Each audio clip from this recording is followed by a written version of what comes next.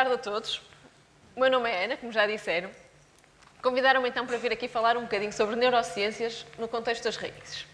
Eu, quando recebi este convite, pensei, vou ter de me preparar de uma forma super especial para o TEDx, e a minha forma foi ter uma crise de sinusite para vocês terem a oportunidade de ouvir esta minha voz anasalada, porque dá todo um outro impacto. Decidi então começar por partilhar convosco um bocadinho das minhas raízes, porque afinal é disso que o TEDx é feito, de histórias. E o meu percurso nas neurociências começou cedo, com um dos melhores professores que eu já tive, que disse: "The greatest power on earth is the magnificent power we all of us possess, the power of the human brain." Passo a traduzir: o maior poder da Terra é o magnífico poder que todos nós possuímos, o poder do cérebro humano. Para quem se está a questionar, sim, foi o professor Xavier do X-Men. Mas o meu percurso nas neurociências começou então cedo, porque sempre me deixei fascinar por esta máquina misteriosa que é o cérebro e pelo mundo dos super-heróis. Sempre sonhei em poder controlar objetos com a mente, dominar a arte da telepatia e até ler e controlar os pensamentos dos outros. Então decidi estudar um bocadinho mais sobre o cérebro. Aprendi que aquilo a que hoje chamamos cérebro não é mais do que um conjunto de células que comunicam entre si através de impulsos elétricos e químicos. O mais fascinante é que grande parte dos componentes necessários para esta comunicação foram encontrados em organismos unicelulares. Ao longo de milhões de anos, estes organismos foram se agrupando e especializando no envio de mensagens, dando origem ao sistema nervoso. E estas são então as raízes do nosso cérebro. O resto é história. Hoje temos motricidade e destreza, percepção e atribuição de significado ao mundo. Temos a capacidade de aprendizagem e de planeamento e, ainda que algumas pessoas façam questão de não a usar, temos a capacidade de nos colocarmos no lugar do outro. E eu fiquei ainda mais intrigada. Seria de esperar que, ao fim de milhões de anos de evolução, já fôssemos mestres na arte de dominar o cérebro. Mas eu não conseguia fazê-lo. Quando era mais nova, a minha mãe está aqui e ela não me deixa mentir. Às vezes eu fazia asneiras e depois dizia: "Ah, o Carlitos também fez." E ela, muito serena, falava comigo daquela forma que as mães sabem falar, mas ninguém sabe, e dizia: "Tu tens de aprender com as pessoas que fazem melhor do que tu, não com quem faz pior." E eu pensei, de facto, que fazia algum sentido, então tentei. Mas não precisei de muito tempo até perceber que estava muito longe de atingir o meu objetivo. Não conseguia aprender só o que queria e, pior do que isso, continuava sem conseguir ler os pensamentos dos outros por mais que me concentrasse. Mas desistir não era uma opção. E eu estava determinada a encontrar estas respostas, por isso dei por mim num dos cruzamentos mais importantes da minha vida. Tinha duas opções: ou estudava psicologia ou aprendia a ser vidente. Foi uma escolha difícil, confesso, mas acabei por escolher a psicologia. E descobri que o cérebro é demasiado complexo e que as nossas escolhas e aprendizagens são mais difíceis de perceber do que de fazer. Nós crescemos com a ideia do superpoder de controlar a mente dos outros, que nem nos apercebemos no quão limitados somos no controle da nossa. Não existe nenhum super-herói com o superpoder de controlar a própria mente e, sejamos sinceros, seria o pior super-herói da história. Eu consigo não pensar num porco andar de bicicleta sempre que alguém diz "imagina um porco andar de bicicleta." Não teria piada nenhuma, acho que só o Aquaman é que gostaria, porque deixaria de ser o super-herói mais inútil para passar a ser este. E então, foi aí que eu tive uma ideia, que venho aqui partilhar hoje convosco. E se nós conseguíssemos controlar o nosso cérebro, aprendendo o que queremos das nossas raízes e eliminando aquilo que nos limita? Eu sei, é uma ideia genial, brilhante. Já estão a perceber porque é que me convidaram. Para os mais céticos, eu sei que isto parece demasiado óbvio. Mas basta olharmos para o estado atual da política mundial que percebemos que não é assim tão fácil aprendermos com as nossas raízes. Mas para perceberem onde eu quero chegar, vamos olhar para o assunto à luz das neurociências. E de uma forma muito simplista, nós aprendemos, e o nosso cérebro aprende, através da repetição. Vamos fortalecendo ligações e redes neuronais necessárias a determinada tarefa e vamos ficando melhores a desempenhá-la. Do mesmo modo, vamos perdendo ligações e vamos esquecendo de outras coisas. Mas mesmo assim nada é garantido. Toda a gente que está aqui teve, ou foi, aquele colega na escola que, por mais que a professora repetisse alguma coisa, chegava ao teste e dava a resposta errada. Mas há esperança, porque tal como nos jogos de computador, existem power-ups, como, por exemplo, haver uma forte carga emocional associada.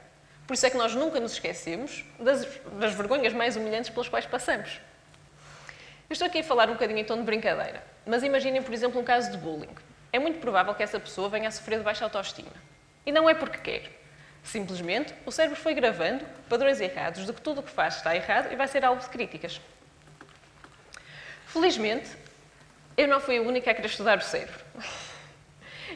Esta brincadeira já começou há alguns anos. Começaram por ser feitos registros em folhas de papel, os registros de atividade elétrica, entenda-se, em folhas de papel, os conhecidos eletroencefalogramas, que são aqueles que estamos habituados a ver nos detectores de mentiras.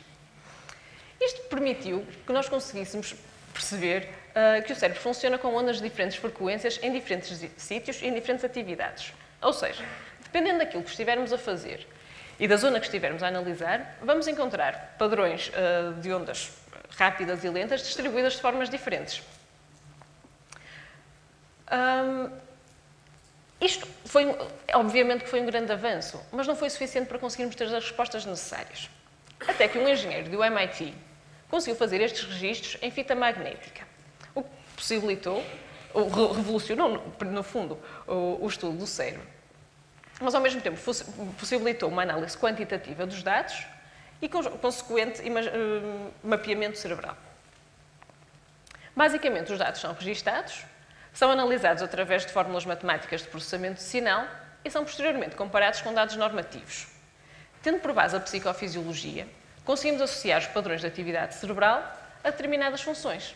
E voilá, surgem milhares de possibilidades. Se incluirmos aqui também as técnicas de imagiologia, então esse número cresce ainda mais. É neste contexto que surgem as técnicas de neuromodulação.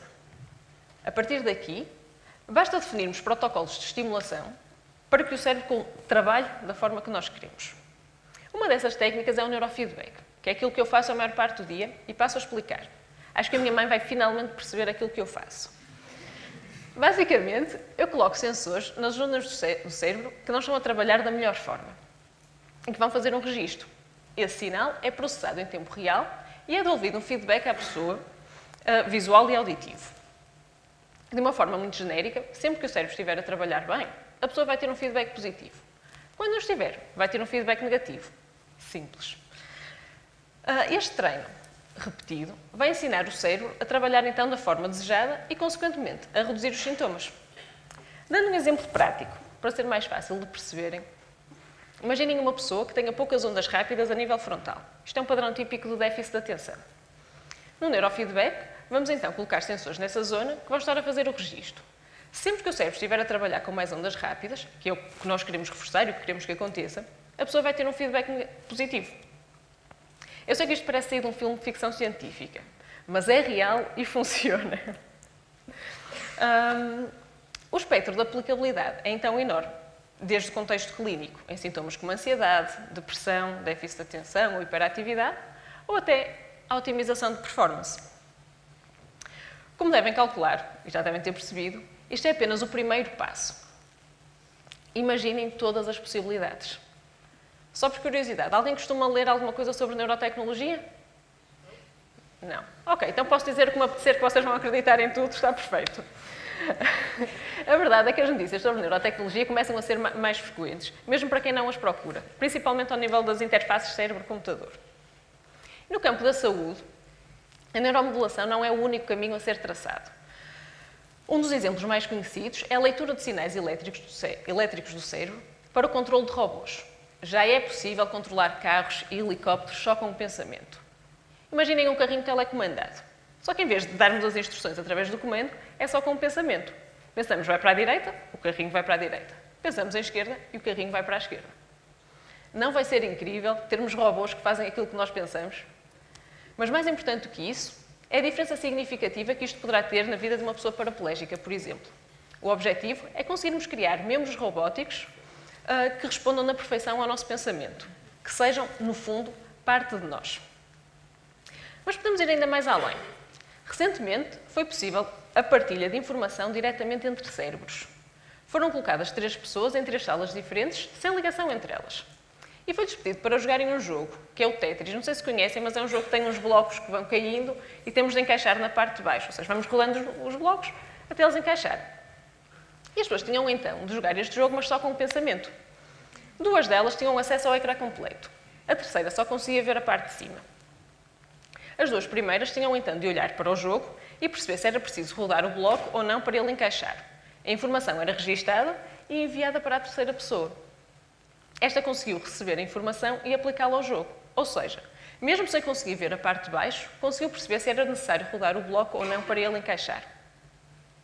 Em breve, o único limite à neurotecnologia e ao desenvolvimento neurotecnológico será a nossa própria imaginação. Ouvimos muitas vezes a bela frase: isto agora é a tecnologia, no meu tempo é que era. E a verdade é que para muitas pessoas, o desenvolvimento tecnológico é uma verdadeira atrocidade e um romper de tradições ou até do próprio humanismo que nos caracteriza. Eu sou uma otimista, gosto de ver o copo meio cheio. E por isso vou terminar voltando ao início. Não seria ótimo se conseguíssemos escolher aquilo que aprendemos das nossas raízes? Pois eu escolho manter a constante curiosidade, o dizer não à estagnação, a procura pelo desconhecido em busca de novas formas de melhorarmos a nossa qualidade de vida.